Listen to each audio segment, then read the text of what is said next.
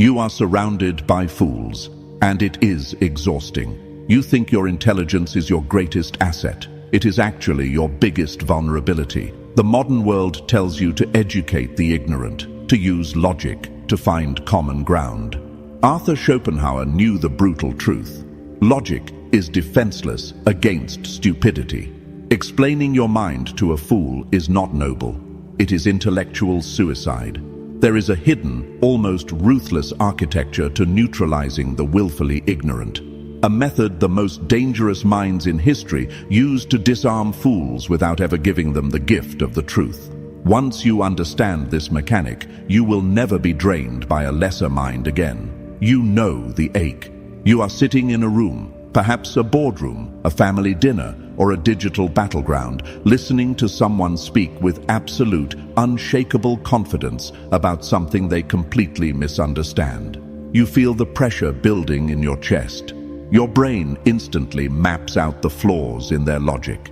You gather your facts. You prepare your argument. You lay it out perfectly, expecting the light of reason to wash over their face. Instead, they stare at you. They blink. And then they double down on their original, absurd point. You leave the interaction exhausted, your energy depleted, questioning your own sanity. Why does this happen? Why do you lose when you are objectively right? Because you are suffering from the intelligence trap. You are projecting your own operating system onto a machine that cannot run it.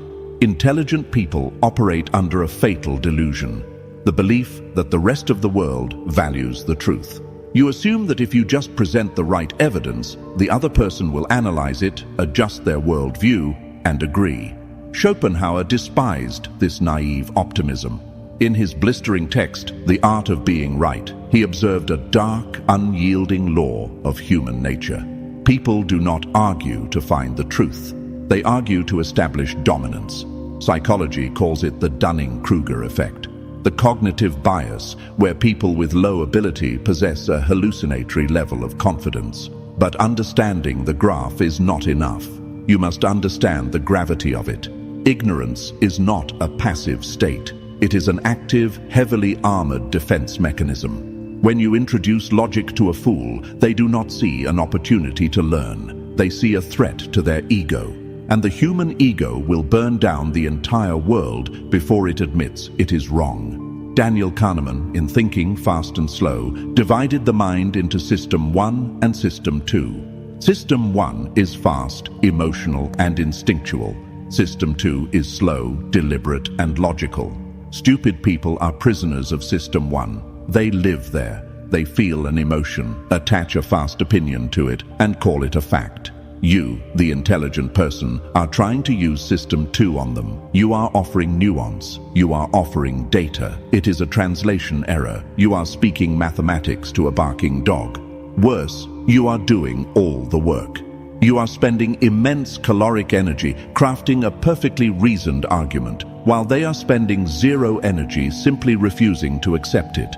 They drain you not by outsmarting you, but by outlasting you.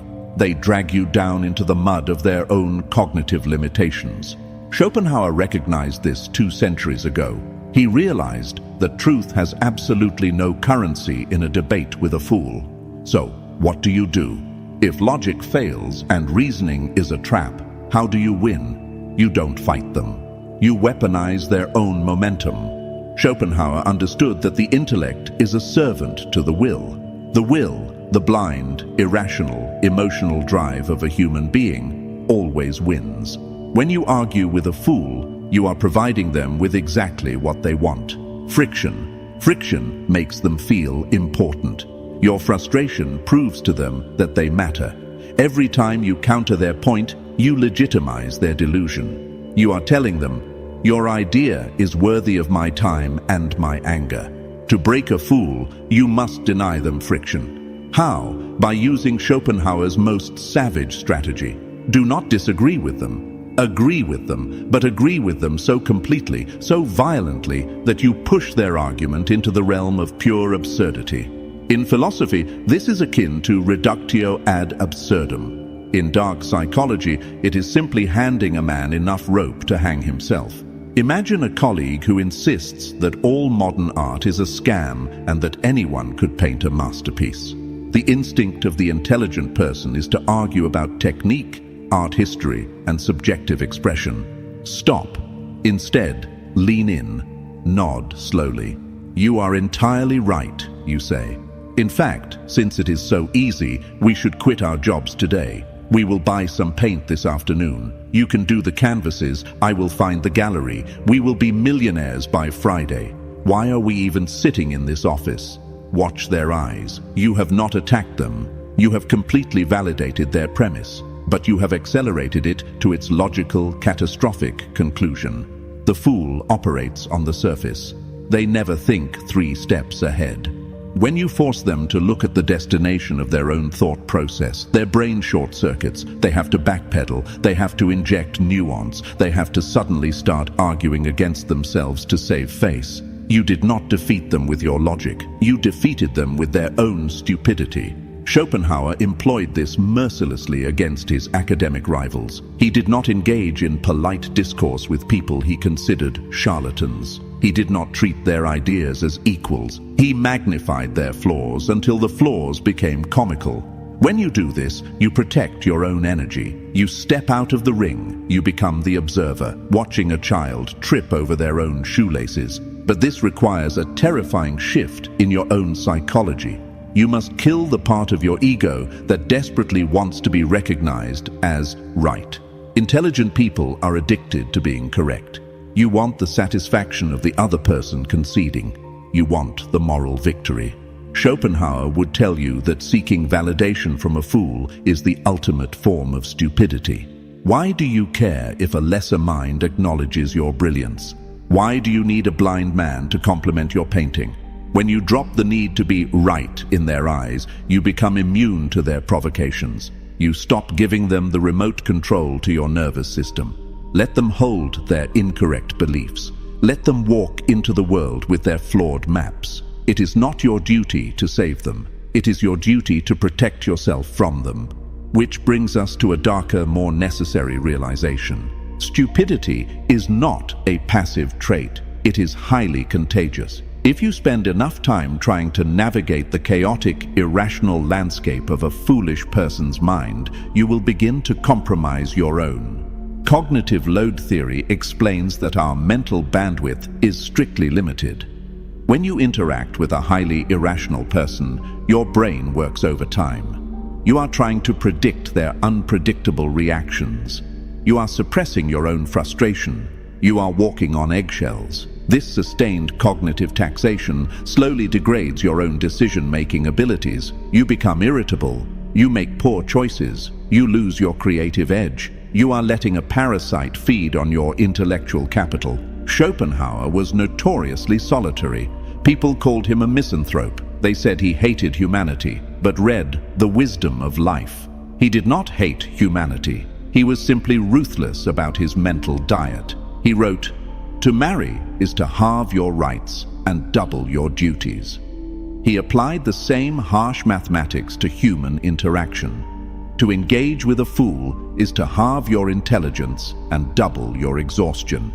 He developed the famous porcupine dilemma. On a cold winter night, porcupines huddle together for warmth, but their quills prick each other, forcing them apart. They are trapped between freezing in isolation or bleeding in intimacy.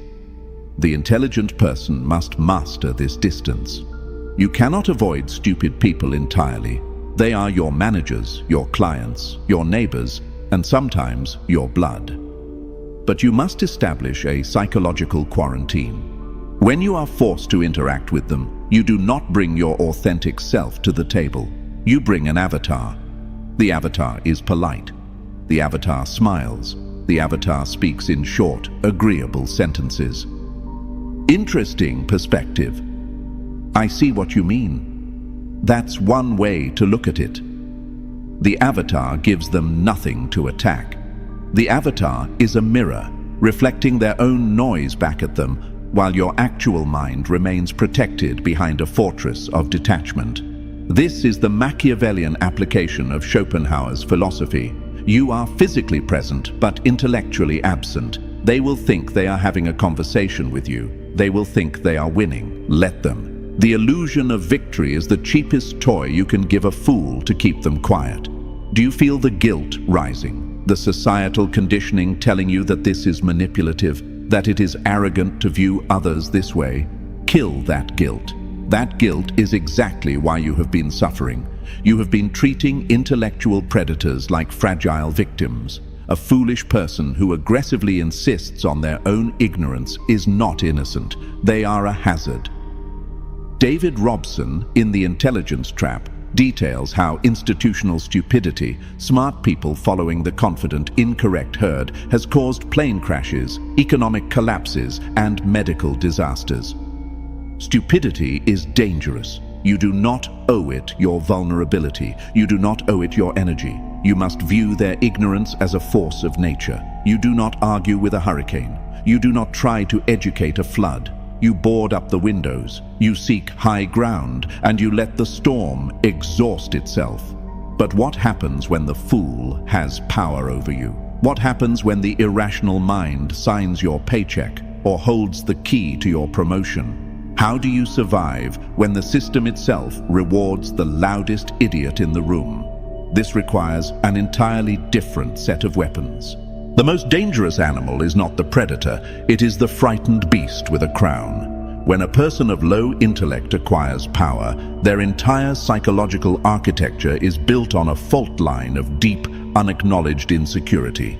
They sense, on a primal level, that they are outmatched by the minds around them. They do not process this as a need to learn. They process it as a threat to their survival. If you walk into their domain and display your brilliance, you are not proving your worth. You are holding a mirror up to their inadequacy. And a fool with power will shatter the mirror to avoid looking at the reflection. Schopenhauer was brutally clear about this dynamic. He wrote that to display conspicuous intelligence or outstanding qualities in the presence of mediocrity is an unpardonable sin. The mediocre mind experiences physical pain in the presence of greatness. It triggers a secret, gnawing hatred. They will not attack your intelligence directly. They will attack your character. They will call you difficult, uncooperative, or not a team player. They will use the bureaucracy of the system to bleed you dry. You cannot out-argue a king in his own castle. You must outplay him. Look at the blood-soaked history of the Three Kingdoms. Sima Yi was arguably the most brilliant military strategist of his era, but he found himself serving beneath Cao Shuang, a regent of immense power and staggering foolishness. Cao Shuang was arrogant, impulsive, and deeply envious of Sima Yi's intellect. If Sima Yi challenged him, he and his entire bloodline would be executed. If he argued, he would be crushed. So, Sima Yi executed the most humiliating and effective strategy in the history of warfare, the submission gambit. He faked senility. When Cao Shuang's spies came to check on him, Sima Yi acted the part of a dying, pathetic old man. He purposely dropped his soup, letting it spill down his robes. He pretended he could not hear. He confused names. He looked entirely broken. The spy reported back to Cao Shuang. The foolish regent laughed. He felt superior. He felt safe. He stopped viewing Sima Yi as a threat and lowered his defenses. The fool's ego was satisfied. Months later, while Cao Shuang was out on a hunting trip, Sima Yi dropped the act. He rose from his sickbed, orchestrated a lightning-fast military coup, and seized the entire empire. Cao Shuang lost his head because he believed the illusion. Sima Yi understood something you must learn today. Your intelligence is not a badge you wear on your chest. It is a concealed weapon. You do not draw a concealed weapon to show off. You keep it hidden until the exact moment it is required. When dealing with a powerful fool, feed them the exact emotion they are starving for. Superiority. Ask them for advice on trivial matters. Let them correct you on minor, irrelevant details. Thank them for their insight. You are not submitting. You are anesthetizing them. You are injecting their ego with a narcotic so heavy they fall asleep at the wheel, leaving you free to operate in the shadows. You trade a momentary scratch to your pride for absolute, unhindered maneuverability. There is a specific type of exhaustion that comes from trying to translate complex reality for a simplistic mind. You draw diagrams, you use analogies, you break the concept down into its smallest atomic parts, and they still stare at you, their eyes completely blank, before repeating the exact same flawed argument they made 20 minutes ago. This is the core of the intelligence trap. You assume their inability to understand is a failure of your explanation. It is not. It is a failure of their hardware. David Robson's research on cognitive bias reveals a chilling reality. Highly intelligent people are uniquely vulnerable to a specific error, the belief that everyone else processes information the same way they do. You think in probabilities, you weigh evidence, you adjust your conclusions based on new data. The fool thinks in absolutes. They form a conclusion first, usually based on a visceral emotion or tribal loyalty, and then they completely reject any data that contradicts it. Trying to force them to see the nuance is like trying to install the latest operating system on a typewriter. It is impossible. The architecture does not support it. So, stop trying. Schopenhauer advised a radical departure from the instinct to educate. In his 38 stratagems for winning an argument, he designed tactics specifically for dealing with opponents who are immune to reason. One of his most effective methods is the strategic use of irony. When a fool corners you with a demand for agreement on a ridiculous premise, do not fight the premise. Say this: "What you are proposing is so extraordinary, it completely transcends my poor capacity to understand it. I must defer to your judgment."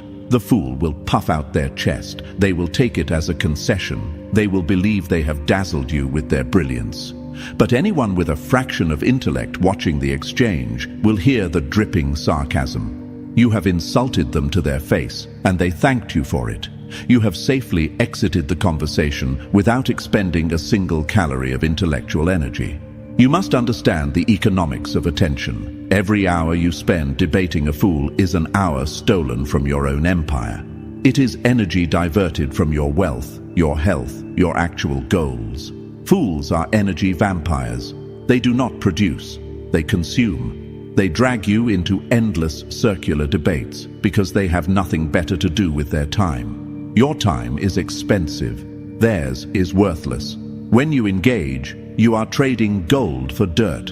Cut the transaction. Walk away. Let them believe they won.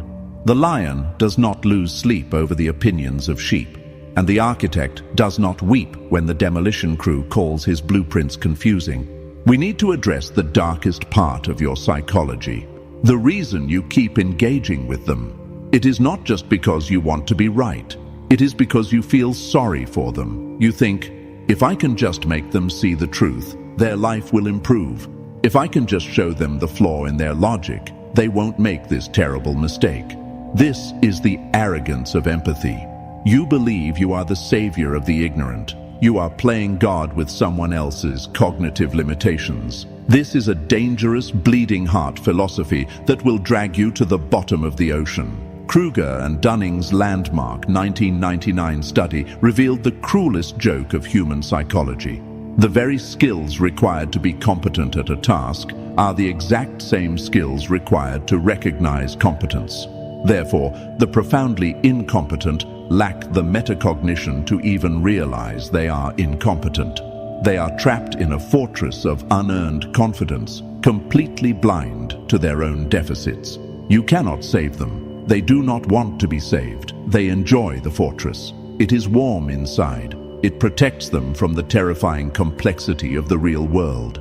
When you try to forcefully drag them into the harsh light of truth, you are not acting as a healer. You are acting as an invader, and they will fight you with the ferocity of a wild animal defending its territory. Look at the people in your life. The chronically broke friend who refuses to change their spending habits but aggressively argues about the economy. The toxic family member who creates endless drama but insists everyone else is the problem. How many years have you spent trying to use logic to fix them? How many hours of sleep have you lost? They have not changed a single degree, but you have aged. You have grown cynical. You have grown tired. Your empathy is funding their delusion. Schopenhauer was ruthless in his assessment of human potential. He believed that character is immutable.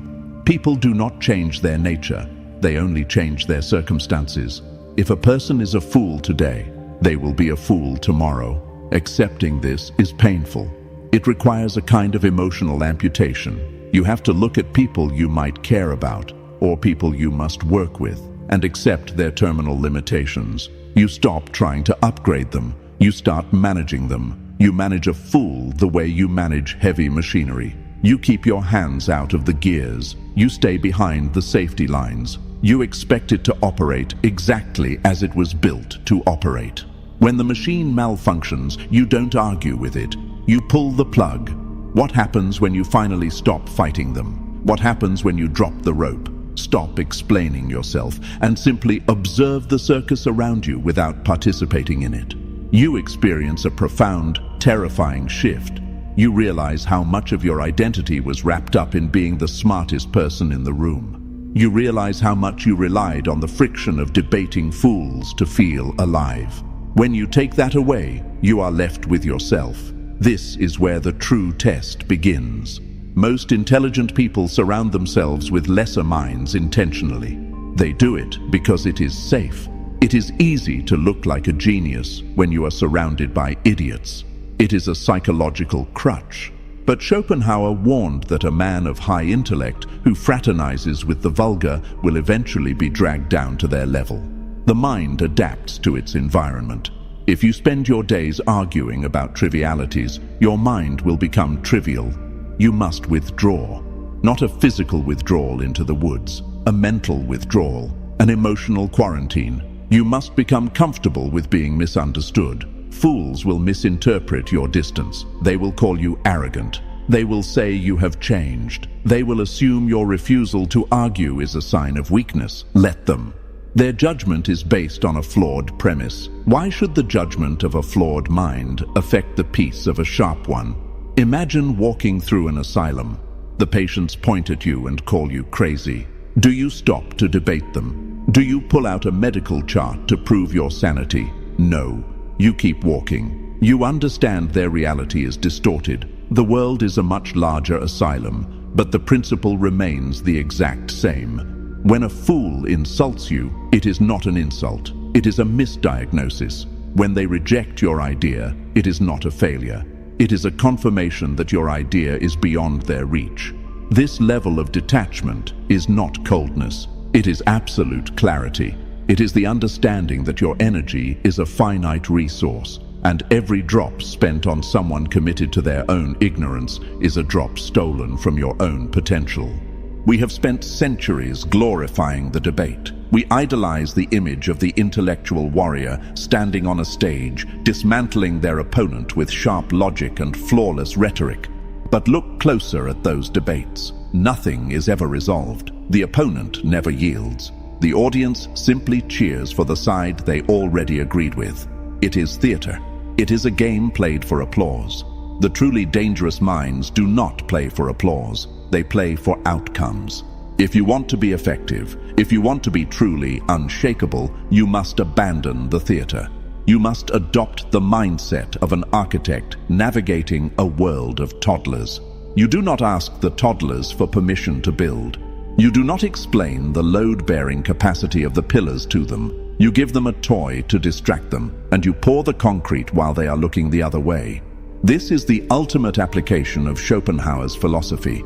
You accept the world exactly as it is, dominated by irrationality, driven by emotion, and hostile to truth. You do not complain about it. You do not try to fix it. You exploit it. When you know that people operate on ego, you use their ego to steer them. When you know they are blind to logic, you use their emotions to guide them. When you know they are starved for validation, you feed them just enough to keep them compliant. You become the invisible hand. They think they are making the decisions. They think they are in control, but every choice they make is within the parameters you silently constructed. This is the transition from intelligence to power. Intelligence is knowing you are right. Power is not caring if they know it. Intelligence is winning the argument. power is winning the objective while they think they won the argument. You clicked on this video because you were exhausted. You were tired of the constant friction, the endless circular conversations, the feeling that you were losing your mind trying to inject reason into an unreasonable world. You thought the solution was a better argument, a sharper fact, a more persuasive tone. Now you know the truth. The solution is surrender, not surrendering to them, surrendering your need to change them. The moment you let go of the desire to be understood by people who are incapable of understanding, the weight lifts, the exhaustion vanishes. You watch them speak, and instead of anger, you feel a calm, clinical observation. You see the cognitive biases at play. You see the Dunning-Kruger effect in real time. You see the fragile ego defending itself. It becomes predictable, and what is predictable can be managed. You are no longer a participant in their chaos. You are the observer of it. This is the therapeutic darkness. This is the cold, sharp reality that sets you free. You will never be hurt by a fool again, because you will never again give them the authority to judge your reality. Your intellect is no longer a tool for their education. It is a weapon for your own elevation. Keep it sharp, keep it hidden, and use it only when it serves your ascent. But realize this. The tactics we just discussed, the strategic incompetence, the manipulation of ego, the weaponization of absurdity, these are just the outer defenses. These are the tools you use to survive the masses. But what happens when you step past the masses? What happens when you encounter a mind that is not a fool, but a predator? A mind that sees your strategy and mirrors it back at you? The rules change entirely. The concepts that govern that level of psychological warfare are not meant for public consumption. They are too destabilizing. They dismantle the very fabric of social interaction. If this opened your eyes, understand this is only what I can show publicly. There are videos I cannot upload for everyone. There are aspects of dark psychology that I simply cannot discuss publicly on YouTube without being censored or demonetized. The algorithm suppresses the most powerful information. Those exist behind the join button. If you're still here, you're not like the others. Subscribe if you haven't. But if you want what's hidden, click the join button and step into the architect level. You will unlock exclusive, uncensored videos that dive into the deepest parts of the human psyche. Most won't. That's the point.